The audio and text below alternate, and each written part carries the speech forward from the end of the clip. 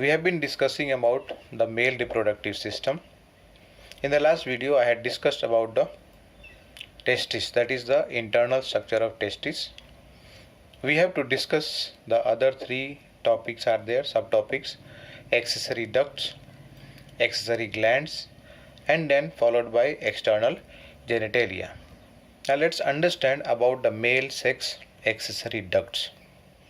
Now here the ducts include the reed testis, vas efferentia, epididymis, and vas deferens.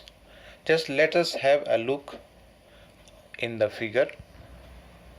If you remember, in the earlier video I had discussed, same thing I am doing now also. The testis has been internally divided into small compartments. These compartments are called as testicular lobules.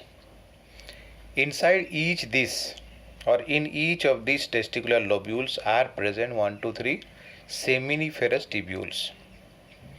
Now inside these seminiferous tubules the sperm formation takes place, and when these sperms are formed they come out of this seminiferous tubule into the reed testis. This part over here is the reed testis, which later on joins with the, or otherwise it forms the vas efferentia, this part, and later on vas efferentia into epididymis.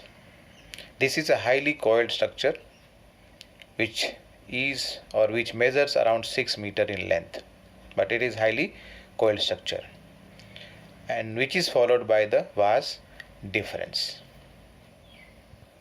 Have a look in this figure. This is one of the testis, and small compartments over here are there. These are what? Lobules. From each lobules, seminiferous tubules, one of the seminiferous tubule has been shown over here. Later on this joins with this part over here in the figure. If you note down, reed testis, followed by this part will be vas efferentia, and over here is the epididymis. Later on this forms the vas deferens and comes out of each testis. Now only when we see the seminiferous tubules, then over here we are going to discuss in the later on topics as to how the sperm formation or spermatozoas are formed. We are going to discuss in the later on topic.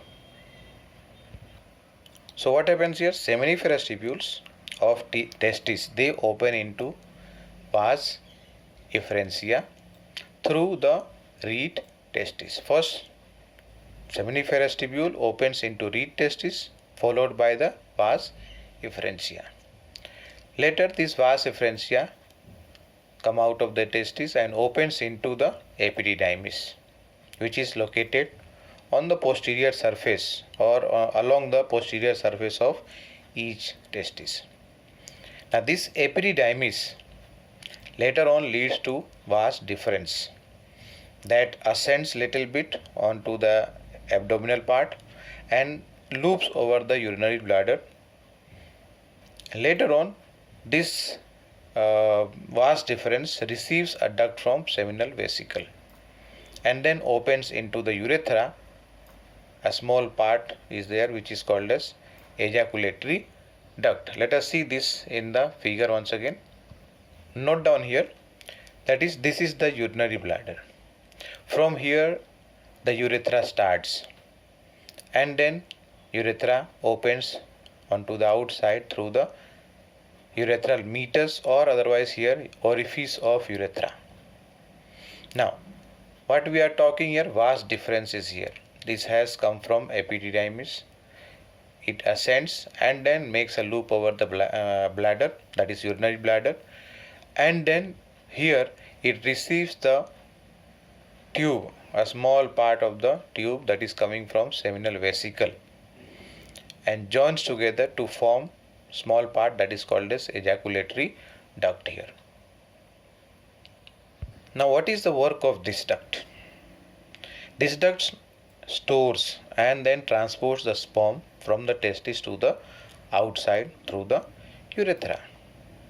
And earlier I talked about the urethra starts from the or originates from the urinary bladder and then passes through the penis to its external opening, that is through the urethral meatus. So that was about the duct, that is male sex accessory ducts. Now let us come to the third part, that is the male accessory reproductive glands.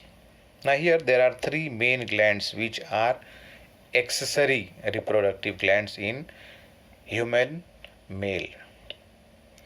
Now these glands, they produce their secretion, and this secretion constitutes the seminal plasma, or otherwise it is also called as semen. And these three glands, let us see one by one. The first one is seminal vesicle. First one is seminal vesicle. Now these seminal vesicles are in pair and they are located at the base of the urinary bladder or little bit behind the urinary bladder. They join, the duct joins the vas deferens to form ejaculatory duct. Sometime back I showed in the figure. After some time again we'll see in the figure once again. Now what is the function that they do, or what are the substances that they produce here? So they produce an alkaline secretion. Now this secretion, it makes around 60% volume of the semen. And this alkaline fluid or secretion, what it does, it helps to neutralize the acidic environment. Acidic environment in the male urethra as well as in the female reproductive tract. First of all, it has to pass through the ejaculatory duct, later on into the urethra. In the urethra there might be some acid produced, or that has passed along with the urine, and so that acidic environment is neutralized. Plus, when it is introduced into the female reproductive tract, over there also the environment is acidic, so that is neutralized by the secretion produced by the seminal vesicle. Now seminal vesicle contains substances like, first of all, fructose, and this acts as a source of energy for the sperms. And second one is prostaglandins. Now this stimulates the uterine contraction, the contraction of uterus, that is we are talking about the female reproductive system, so that it helps the sperm to swim and move towards the fallopian tube, or otherwise the oviduct, where the fertilization has to take place. And the third substance it has is the clotting proteins. Now these clotting proteins, they help the semen to coagulate after getting ejaculated. Now one thing to be mentioned here is fructose, that is produced here by the seminal vesicle, is present in the semen, and this is checked by the forensic team. If there is a case of rape, so during that time the sample is collected from the female genital organ, that is genital tract, and then if fructose is detected, that means the rape has been done. Second gland is prostate gland.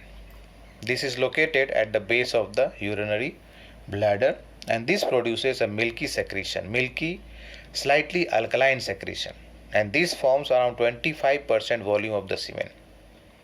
It produces the secretion which helps to nourish and activate the spermatozoas, so that they are able to swim and reach into the fallopian tube after introduced into the female genital tract. The third gland is bulbourethral gland, also called as Cowper's gland. Now this is in again one pair of bulbourethral glands are present, and they are located at the base of the penis on the lateral side of urethra, मतलब urethra के आजू बाजू.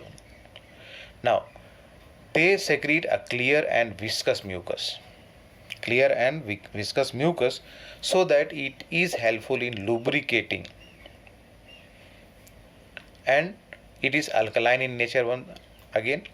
So this is going to neutralize the acid present in the urethra, that is the acid urine. Now here once again they secrete, the bulbourethral gland, they secrete clear and viscous mucus that will be useful to lubricate during the sexual activity, and it is alkaline in nature so that it can neutralize the acid urine that is present in the urethra. Let's have a look in the figure. Now figure here, if you see, this is the prostate gland. There are a pair of seminal vesicle, and the third one is Cowper's gland, this one. Once again, seminal vesicle, prostate gland, and then Cowper's gland, or otherwise also called as bulbourethral gland. Let's move to the last part of the reproductive system, external genitalia. This is represented by the penis, which is the male external genitalia, and this is located on the frontal region of the scrotal sac, as you have seen in the figure above. Now the distal end of this organ is slightly enlarged, and this part is called as glans penis, and this part is covered by a loose fold of skin which is called as foreskin. Now in the structure of the external genitalia of male, this is composed of 3 cylindrical masses of erectile tissues, and these are bound together by a fibrous tissue. You can just check in the TS of, that is transverse section, 2 tissues are over here on the dorsal side and 1 tissue is on the ventral side. In the ventral tissue, that is ventral tissue means what? Erectile tissue I am talking. Urethra is present. These 3 tissues, they help in the process of erection to facilitate insemination, that is transfer the male gamete, the sperms, into the female reproductive tract. Once again, in the TS of, that is transverse section, if you see, 3 erectile tissues are there. 2 of them are dorsal and 1 is located ventrally, which is having the urethra. These 3 tissues, they have blood sinuses, and in the distal end, what earlier I mentioned, glans penis, over here is the supply of blood and nerves. So due to the presence of nerves, supply of blood here, blood sinuses are filled here, and due to that what happens, these tissues help in the process of erection, which is important to facilitate during the time of insemination. So that was about the male reproductive system. Thank you.